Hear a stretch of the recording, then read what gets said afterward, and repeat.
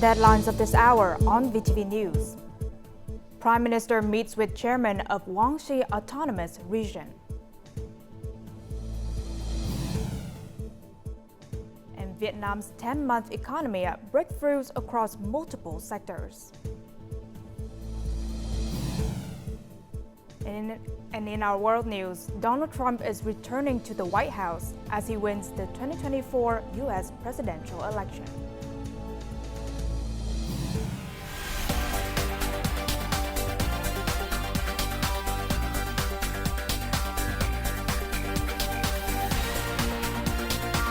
Broadcasting from Hanoi, the capital of Vietnam, VTV News starts right now.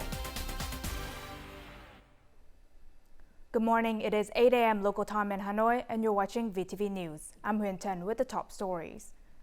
On Wednesday, the Politburo and the Secretariat held a conference for party and state leaders to provide feedback on draft documents to be presented at the upcoming 14th Party Congress. Party General Secretary Tô Lâm presided over the conference. Under the chairmanship of Party General Secretary Tô Lâm, the Politburo and Secretariat dedicated an entire day to hearing contributions from party and state leaders on the draft documents for the upcoming Congress.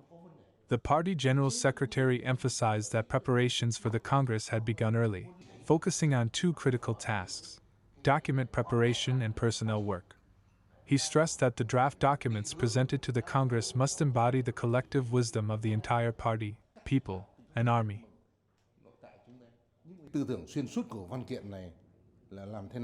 The guiding vision of this document is how to propel the nation forward in a new era. This is not only our own aspiration but also a demand of the current circumstances. With the country's accumulated potential, position, and reputation, especially after 40 years of renovation, previous generations have made significant contributions to this progress. Our generation fully understands the responsibility we have to build on these historic achievements and lead the nation into a new phase of development.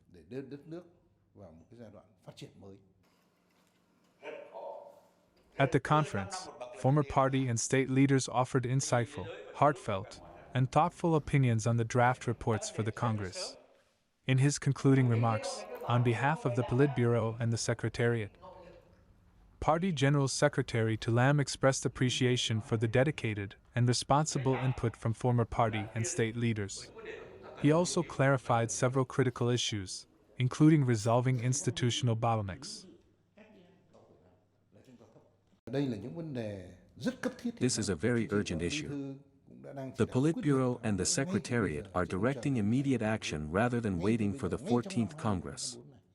Any tasks that can be done this year or next year must be carried out without delay. Party General Secretary Tô Lâm also requested that the standing members of the drafting subcommittees continue consulting former party and state leaders to finalize the highest quality drafts.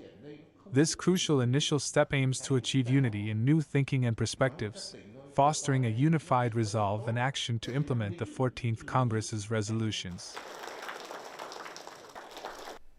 Vietnamese Prime Minister Pham Minh Chinh and his Lao counterpart Son Se Siphandone pledged closer cooperation in multiple areas between the two countries at their meeting in Kunming City, China on November 6. Now, the meeting took place on the sidelines of the 8th Greater Mekong Sub-Region GMS Summit, the 10th Ayeyarwady Chao Phraya Mekong Economic Cooperation Strategy ACMECS Summit, and the 11th Cambodia, Laos, Myanmar, Vietnam CLMV Cooperation Summit.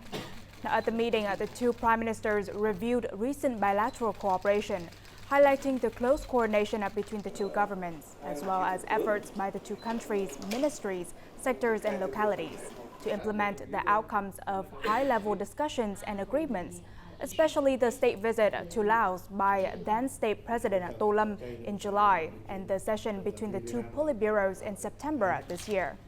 Both sides agreed to carry out high-level agreements in a more active and effective manner while preparing for the upcoming 47th meeting of the Intergovernmental Committee.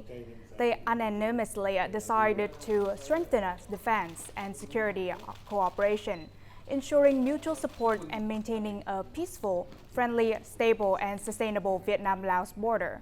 The Prime Minister is also committed to advancing economic and trade partnerships. Vietnam's party and government consistently value and support cooperation between Vietnamese localities and their Chinese counterparts. Prime Minister Phạm Minh Chính emphasized this during his meeting with Lan Thian Le, chairman of the Guangxi Autonomous Region in Kunming, Yunnan on November 6. The two sides praised the recent significant progress in Vietnam-Guangxi relations. They also highlighted key achievements in various areas, including delegation exchanges at all levels, economic and trade collaboration, land border management, transport connectivity, border gate improvements, and people-to-people exchanges. Notably, Vietnam has remained Guangxi's largest trading partner for the past 25 years. The Vietnamese leader expressed hope for continued focus on effectively implementing high-level agreements.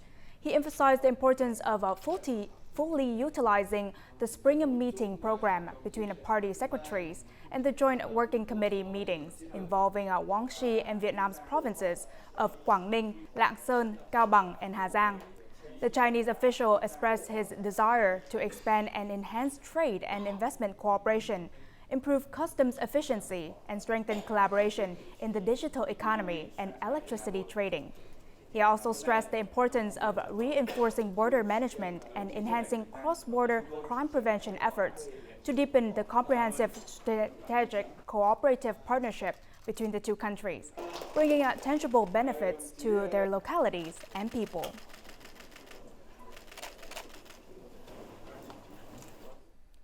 Prime Minister Phạm Minh Chính met with Asian Development Bank ADB President Masatsugu Asakawa in Kunming on November 6 as part of his attendance at the 8th Greater Mekong Sub-Region GMS Summit and working trip to China. Now, on behalf of his government and people, the Vietnamese leader thanked the ADB for providing crucial funding for socio-economic development projects and its positive contributions to poverty reduction efforts in Vietnam. Acknowledging their 30-year history of strong cooperation, he emphasized the need to further expand collaboration.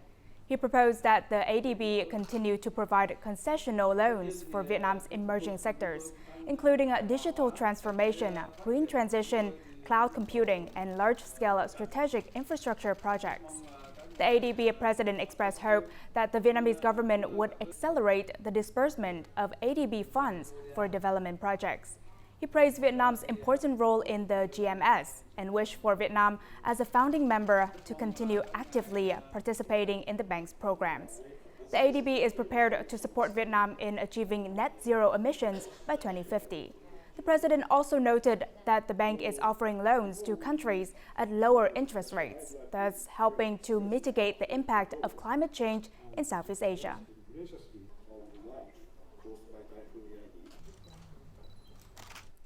The National Assembly held a plenary session on Wednesday to discuss the draft law amending and supplementing certain articles of the law on planning, the law on investment, the law on public-private partnership investment, and the law on bidding, also known as One Law Amending Four Laws project.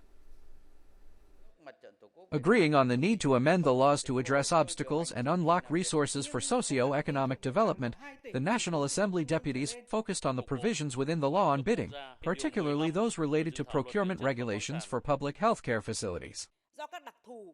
Due to specific characteristics, hospital pharmacies dispense medication based on patient needs, making it difficult to forecast inventory or prepare a list of required drugs in advance. Medicine shortages in hospital pharmacies force patients to purchase medications externally, which is both inconvenient and makes it difficult to control quality and pricing. I propose the following amendment. For the procurement of medicines not covered by the Health Insurance Fund, vaccines for service-based immunizations, and other essential goods at retail facilities within the premises of public healthcare establishments, the facility should have the authority to independently make purchasing decisions.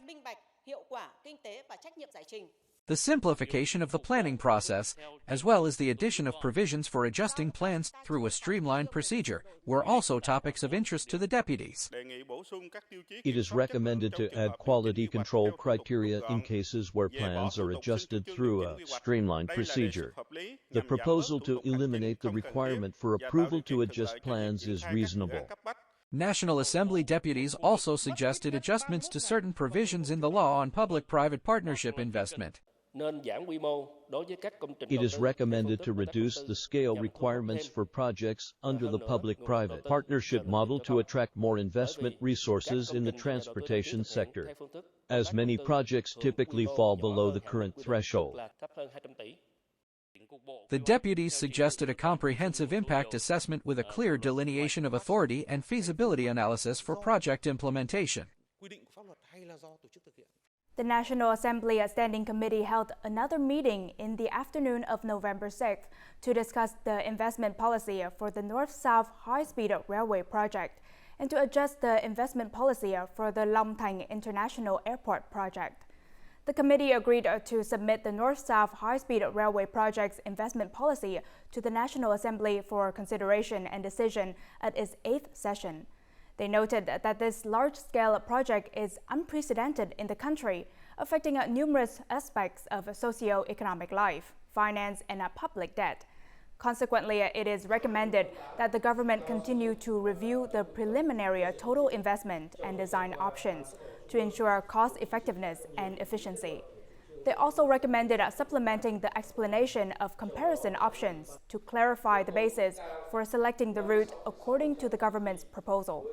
The National Assembly Standing Committee requested the government carefully assess the capital source for the project, considering the country's ongoing implementation of urgent and necessary infrastructure projects in the fields of transportation and energy, and develop solutions to control risks. The committee also agreed on the necessity of implementing outstanding policies to prevent loss, waste, and negativity, while promoting administrative procedure reform and removing obstacles to complete the project ahead of schedule.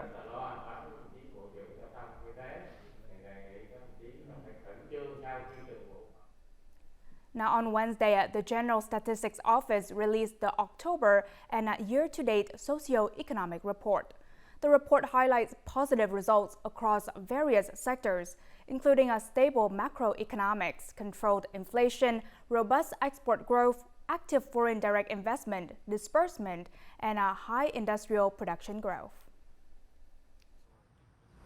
Foreign trade has been the standout of Vietnam's macroeconomic performance over the past 10 months, reaching over $647 billion, a 15.8% increase compared to the same period last year. This strong export growth has contributed to a trade surplus exceeding $23.3 billion. Notably, 31 products have achieved export values of over $1 billion each, accounting for 92.6% of total export turnover. Textile and garment enterprises have benefited from lower input costs and an increase in orders, thanks to favorable conditions in the global market. Economic indicators have shown faster than expected growth. This supports our optimistic forecast that Vietnam's GDP growth could exceed 7%, marking the highest rate in the ASEAN region. Stable macroeconomics and a continuously improving business environment has contributed to the disbursement of FDI, estimated at nearly $19.6 billion since the beginning of the year, an 8.8% increase over the same period. The Industrial Production Index also saw impressive growth, reaching 8.3%. Effective price control has kept the average 10-month consumer price index increase at just 3.78%, staying within target limits. Total state budget revenue for the past 10 months reached over $63 billion, nearly meeting the annual revenue forecast. These results reflect the strong efforts of the party, state, government, businesses, and citizens amid global instability. Positive trends across sectors in the past 10 months are crucial for achieving annual growth targets.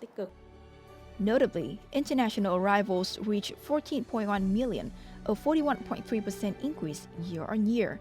These outcomes bolster expectations for the economy to exceed $500 billion next year, enhancing Vietnam's regional and global standing. Coming up next on VTV News. Vietnamese youth spearhead innovative food waste reduction initiatives. And young people learn to have small savings to add up to big money.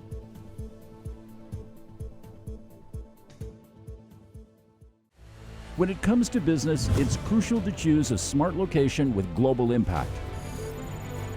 And Vietnam might just be the location for you. Connect worldwide to advanced logistics networks. Smart Hub for technology and innovation. A dynamic business ecosystem. An environment with a competitive edge.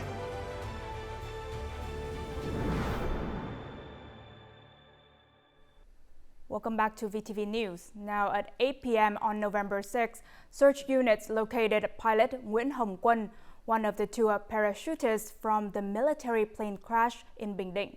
Colonel Nguyễn Xuân Sơn, political commissar of the Bình Định Provincial Military Command, confirmed this information. The Ministry of National Defense reported that around 6:45 p.m., rescue teams received contact via mobile phone from Colonel Nguyễn Văn Sơn, the other pilot. The Yak-130 military aircraft had taken off from Phu Cát Airport at 9:55 a.m. for a long-distance cloud crossing training session. And the accident occurred during landing when the landing gear failed to deploy and emergency measures were unsuccessful. The pilots managed to parachute from the plane at 10:51 a.m. over the TB2 shooting range in Tay Sơn district. The new housing law has eased conditions for purchasing social housing, making it more accessible for home buyers. These favorable conditions have also motivated investors to join in and release more projects to the market. However, several social housing projects still face challenges. Situated in the middle of a densely populated residential area in Hanoi, this plot of land was originally intended for a housing project aimed at providing affordable homes for low-income police officers. That was over 10 years ago. The city is now reviewing plans to convert it into a social housing project with 77 flats.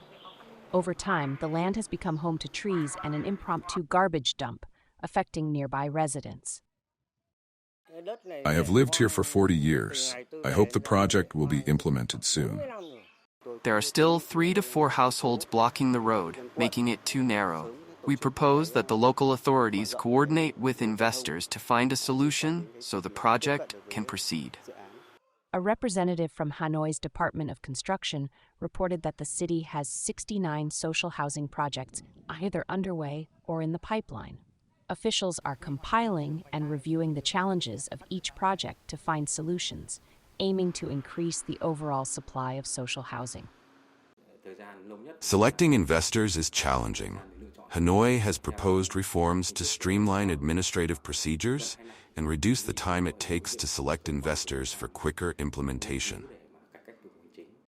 Hanoi requires that 25% of land in commercial housing development projects be allocated for social housing.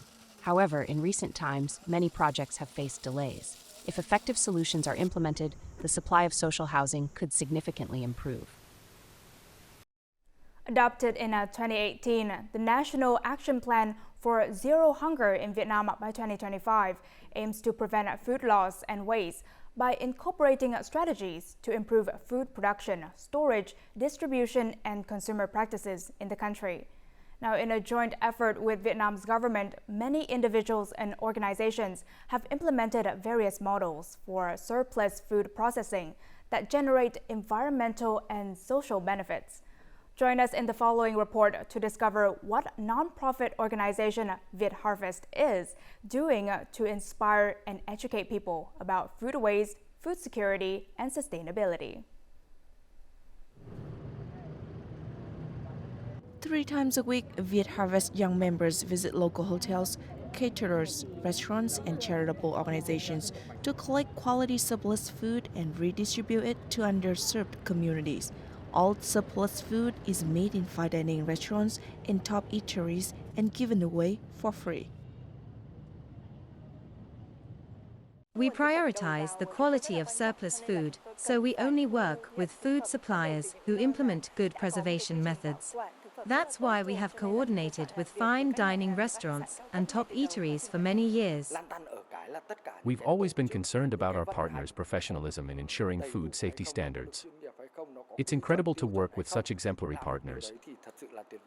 Although fine dining restaurants and luxury hotels have strict regulations about food safety and encourage their customers to reduce food waste, they still face significant amounts of leftover prepared food due to unpredictable consumer demand.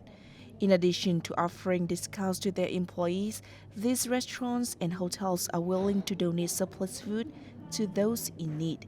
Before Viet Harvest collects and transfers the surplus food to refrigerated trucks, it must be properly stored under good conditions.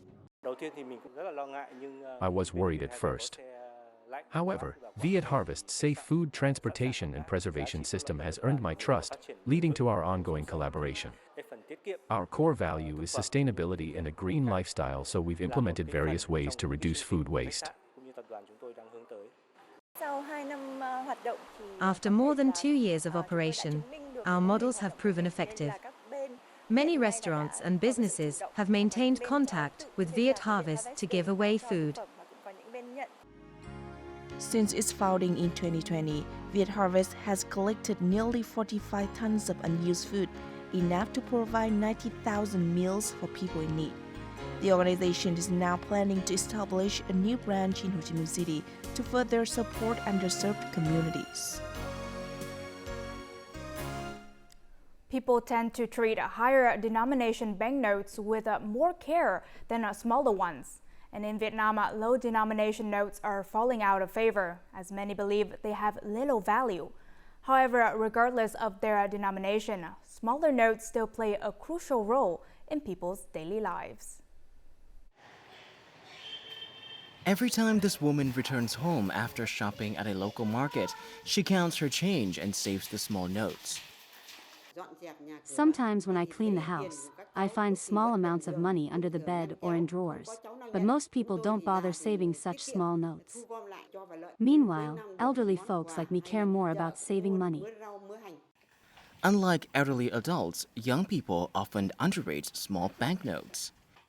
I often put small notes in a desk drawer or on the bookshelf. I don't like saving them because they make my wallet bulky. Plus, it takes a long time to save enough for even just breakfast or some cosmetics. Low denomination notes still have their own value. Every Monday morning, students at Nguyễn Tri Phương Primary School participate in an activity that encourages them to save money in piggy banks. Parents reward their children with small amounts of money for good grades or completing housework. These small notes are then saved in the children's piggy bank. Through these activities, I've learned to treasure small notes, save money, and even help those who are less fortunate. This activity aims to teach students about the value of money. Gradually, they'll nurture kindness and sympathy for underprivileged people. The way adults handle smaller notes reflects how they teach their children to save money. By appreciating small notes, parents can teach their children the basic notions of why and how they should save their money. This gives young people an opportunity to accumulate small amounts of money that, at some point, could be put to good use. Coming up next in our world news. Donald Trump defeated Kamala Harris in the 2024 U.S. presidential race. And at least 89 people remain missing after floods in eastern Spain. Now moving on to our world news. Former President Donald Trump has defeated Vice President Kamala Harris in a historical political comeback. He has won with 295 electoral votes. former President Donald Trump claimed victory in the 2024 U.S. presidential election in the early hours of Wednesday, declaring an unprecedented and powerful mandate as he addressed supporters in Florida. Meanwhile, Democratic candidate Kamala Harris on Wednesday announced that her speech would be postponed until Thursday. Frankly, this was, I believe, the greatest political movement of all time. There's never been anything like this in this country, and maybe beyond.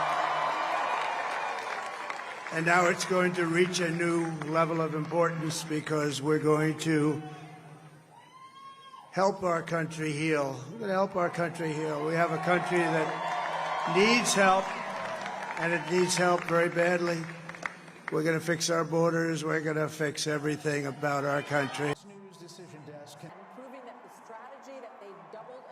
Leaders of the European Union, EU, the North Atlantic Treaty Organization, NATO, the UK, France, Italy, the Netherlands, Poland, Hungary, Ukraine, Australia, South Korea, India, El Salvador, congratulated the former US president on his victory.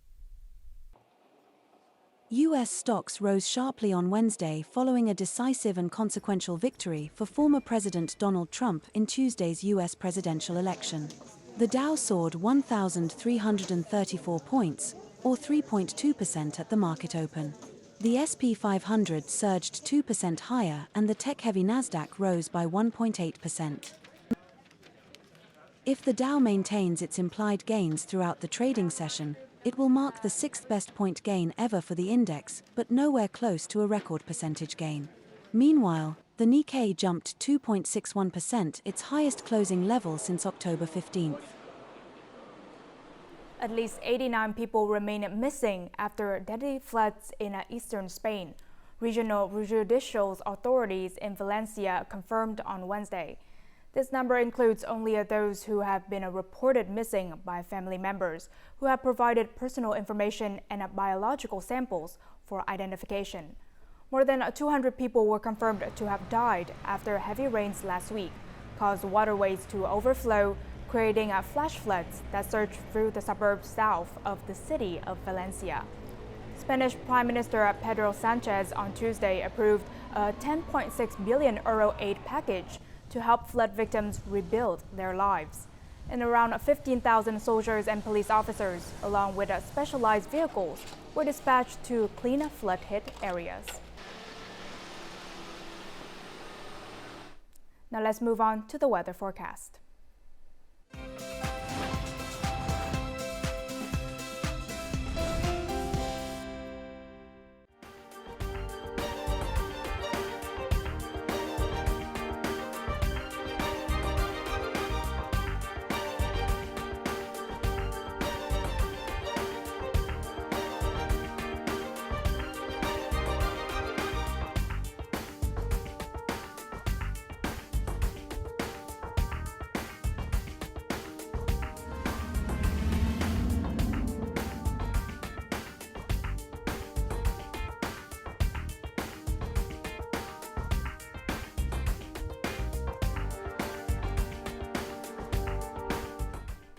And that's all the news we have for this hour. To rewatch our program, you can download our mobile app VTVgo or check out our YouTube channel VTV4Go.